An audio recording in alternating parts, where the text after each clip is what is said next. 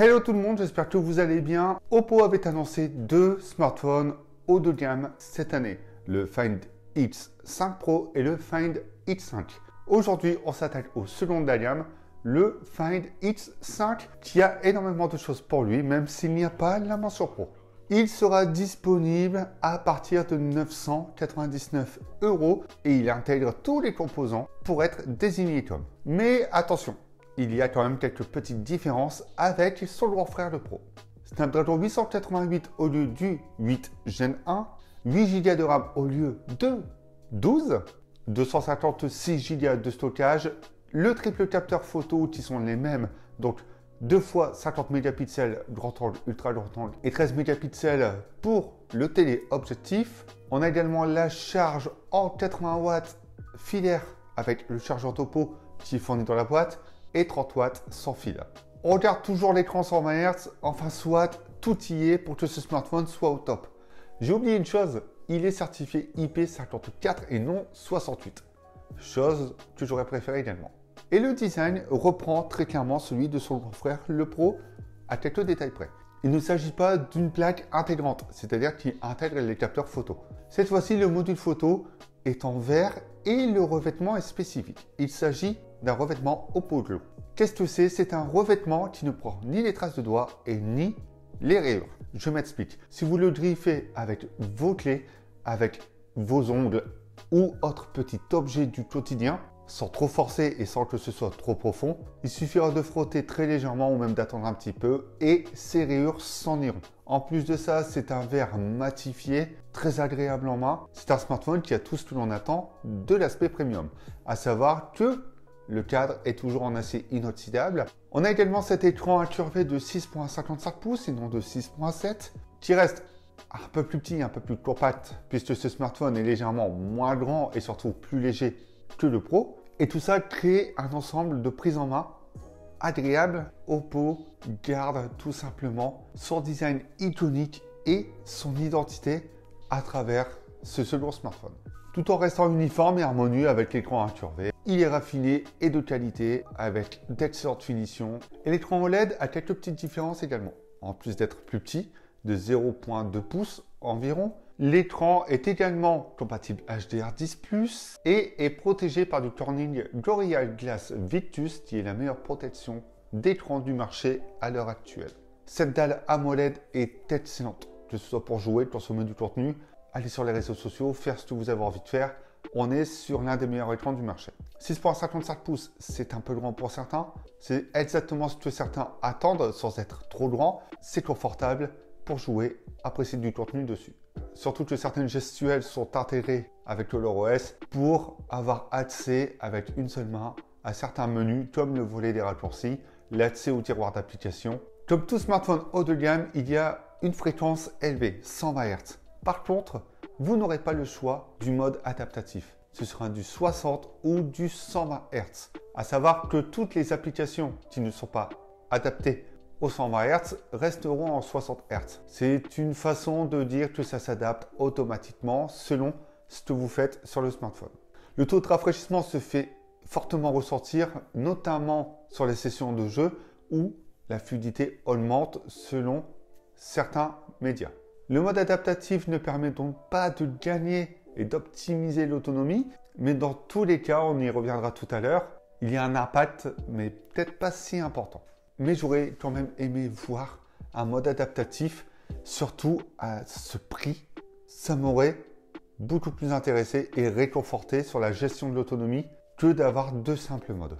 Android 12 renforce ColorOS qui devient plus épuré et qui devient une meilleure surcouche, que ce soit pour la personnalisation, pour l'immersion, notamment avec OAptX qui permet d'optimiser les vibrations selon le média et le contenu regardé, l'interactivité avec le PC sans avoir à utiliser son smartphone via une application. On a également la personnalisation qui est au cœur de ColorOS, notamment pour les icônes et pour la personnalisation de la surcouche en elle-même, notamment avec Android 12, qui permet l'adaptation du thème selon le fond d'écran. Une meilleure immersion de l'OS, notamment avec des menus mieux regroupés. Enfin, soit Oppo a fait un gros travail dessus qui est bénéfique. Je ne vais pas m'attarder sur les performances, parce que forcément avec le Snapdragon 888, tout va tourner pour le mieux, que ce soit jeu, navigation, médias. Vous pourrez travailler sur votre smartphone sans vous inquiéter s'il va avoir des pertes de performance ou non, puisqu'il est très bien optimisé et puissant pour toutes les tâches. Il a tendance à chauffer mais très légèrement, puisque Oppo a très clairement amélioré son système de refroidissement, ce qui permet d'avoir une chauffe légère, mais qui disparaît très rapidement. La 5G est au cœur de ce processeur, mais pas que la 5G. La couverture 5G en elle-même, puisque ce smartphone possède le plus de fréquences possible pour que vous puissiez capter la 5G partout sans avoir de perte de réseau et une meilleure accroche. En plus de ce processeur, on en a un second, le Mari Silicon X. C'est un processeur dédié à l'image, en plus du partenariat d'Hasselblad, qui est pour le moment un partenariat sur la partie logicielle, notamment avec des filtres, une optimisation logicielle de la photo, mais également quelques modes créés par des ambassadeurs d'Hasselblad. Il n'y a pas le capteur super macro non plus sur ce modèle, puisque ça prend de la place et que Oppo, avec le Mari Silicon X et les autres composants, c'était un peu impossible à caler.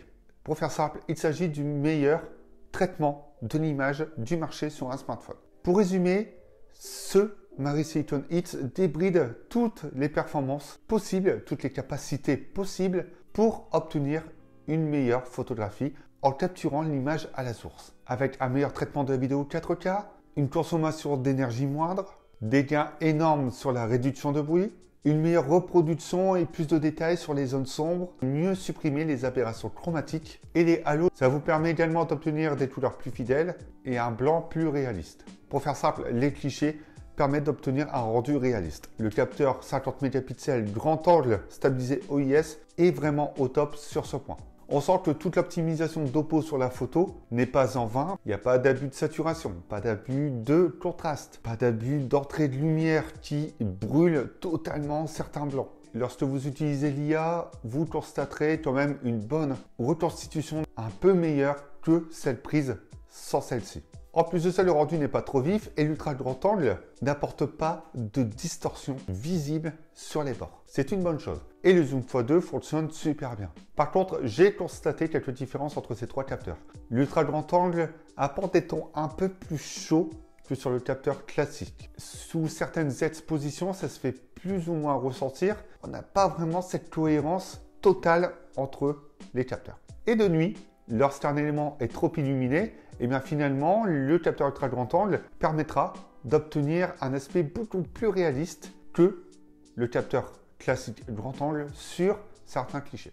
Et de nuit, il n'y a vraiment rien à dire. Les photos sont vraiment top et on se rend le travail apporté par tous les éléments puisqu'on est vraiment sur une restitution de la scène réaliste. Et côté vidéo, la stabilisation 4K, ça fonctionne super bien. Et de nuit, vous vous éclaterez à prendre des vidéos, même si, tout comme la version Pro, la stabilisation sera forcément moins bonne de nuit, mais le rendu est vraiment génial.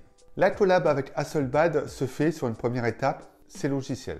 Hasselblad permet d'apporter un mode pro qui ressemble au boîtier Hasselblad, mais également des filtres créés par des ambassadeurs de la marque pour apporter leur style de photographie. Et on a un mode Hitspan qui permet de prendre des photos en 65/24e, qui est donc un panorama élargi pour prendre des photos avec un aspect cinématique.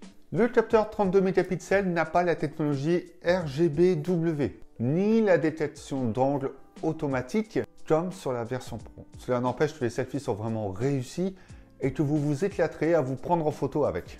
L'ouverture du capteur principal n'est pas la même. Elle est de 1.8 sur le Hit 5 et 1.7 sur le Hit 5 Pro. J'ai remarqué que sous certaines expositions, l'ambiance était très légèrement plus chaude sur le Hit 5 et très légèrement plus froide sur le Hit 5 Pro. Ce sera juste une question de goût, mais je souhaitais noter cette petite différence que j'ai constatée en utilisant les deux smartphones pendant plusieurs jours. Côté autonomie, 4800 mAh contre 5000 sur le Pro. Vous ferez votre journée assez facilement si vous décidez de pousser ce smartphone. Oppo est très fort sur ce point. Et en plus de ça, vous avez la charge en 80 watts qui vous permettra de charger le smartphone en environ 35 minutes, ce qui est vraiment génial avec le chargeur de base et 30 watts max avec un chargeur universel. En plus de ça, Oppo fait durer ses produits dans le temps. Propose 1600 cycles de charge sur son smartphone, c'est-à-dire 2 fois plus que sur un smartphone classique, et ça vous permettra d'atteindre les 80% de capacité d'utilisation réelle de la batterie au bout de 4 ans. Globalement, c'est à ce stade qu'on vous demande de changer la batterie, qu'elle perd rapidement en puissance. Oppo vous certifie donc que votre smartphone sera utilisable, du moins la batterie, durant 4 ans. Pour juger ce X5, j'ai eu tendance à apprécier certaines choses, comme j'ai pu apprécier d'autres choses sur le X5 Pro. Ce sont deux smartphones similaires dans les faits, mais qui apporteront des petites choses différentes. Dans tous les cas, il est très bon sur l'autonomie, il est excellent sur la photo, il est très appréciable en main, c'est un smartphone haut de gamme tel que l'on attend. Une précommande jusqu'au 23 mars de ce smartphone avec des accessoires, les écouteurs en copie, la Watch Free et la cloque anti-blare. Si ça vous intéresse, autant passer par cette précommande pour obtenir un maximum d'accessoires dans l'écosystème d'Oppo.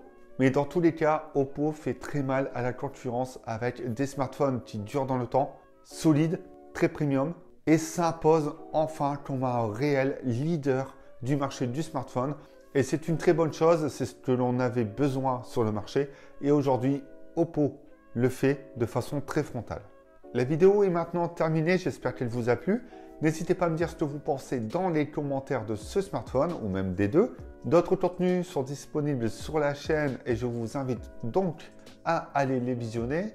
On se retrouve bientôt pour d'autres vidéos. Pendant ce temps-là, prenez soin de vous et n'oubliez pas, amusez-vous avec vos smartphones.